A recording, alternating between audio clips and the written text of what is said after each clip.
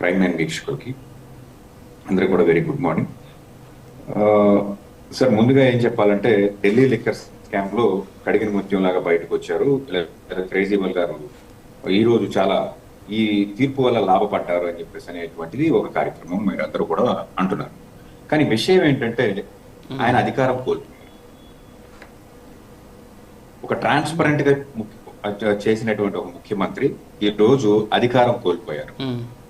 అలాగే highly educated అయినటువంటి అక్కడ ఎడ్యుకేషన్ మినిస్టర్ గా ఉన్నటువంటి Manish Sisodia, I think deputy CM of Delhi at that time, ఆయన కూడా అత్యంత దారుణంగా అనేక మార్లు బెయిల్ పిటిషన్స్ ఫైల్ చేసి వాటిని రిజెక్ట్ అయ్యి జైలు జీవితం గడపాల్సినటువంటి ఒక పరిస్థితి వచ్చింది.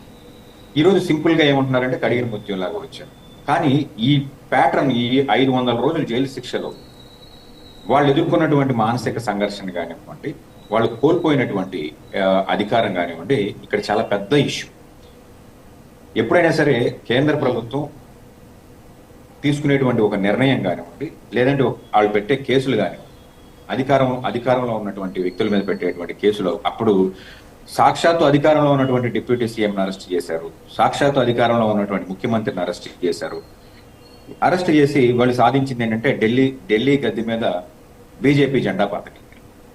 అసలు ఈ లిక్కర్ కుంభకోణం వచ్చేటప్పటికండి, అప్పటికే పంజాబ్ లో బీజేపీని మట్టి గరిపించి వాళ్ళు అధికారాన్ని హస్తగతం చేసుకోవడం అనేది అధికార పార్టీ అయినటువంటి బీజేపీకి, కేంద్ర ప్రభుత్వంలో ఉన్నటువంటి ప్రభుత్వానికి మింగుడు పడినటువంటి ఒక కార్యక్రమం.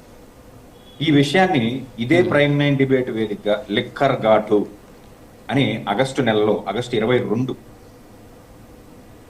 2022లో మనం డిబేట్ చేసాం. ఇప్పుడు కాదండి క్లీన్ చిట్ ఇచ్చింది, డిబేట్ లో ఆ రోజే మేము క్లీన్ చిట్ ఇచ్చాం. ఎందుకంటే లిక్కర్ స్కామ్ జరిగింది అనేది ఆ రోజు అవాస్తవం. ఆ రోజు చాలా తెలివితేటలుగా కేంద్ర ప్రభుత్వానికి వ్యతిరేకంగా ఉన్నటువంటి జగన్మోహన్ రెడ్డి మీద కానివ్వండి, లేదా కేసీఆర్ గారి మీద కానివ్వండి, నేను అప్పటికే పార్టీ పేరు మార్చుకుని బారాసాగా పేరు మార్చుకుని భారతీయ అనే ఒక ట్యాగ్ లైన్ తీసుకుని కేసీఆర్ గారు కేంద్ర రాజకీయాల వైపు అడుగులు వేయడం మొదలు పెట్టాడు.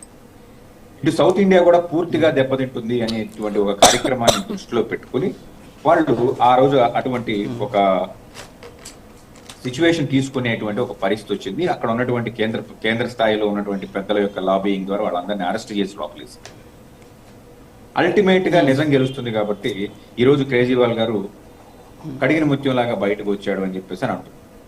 కానీ ఒక న్యాయ వ్యవహారాలు లేకపోతే కోర్టు వ్యవహారాలు ఎలా ఉంటాయో మాకు తెలుసు. కాబట్టి మా ఎక్స్పీరియన్స్ తో మేము చెప్పాం, ఈ కేసు నిలబడదు, ఈ కేసు వీగిపోతుంది. ఎందుకంటే ఇందులో సాక్ష్యాధారాలు కరెక్ట్ గా లేవు.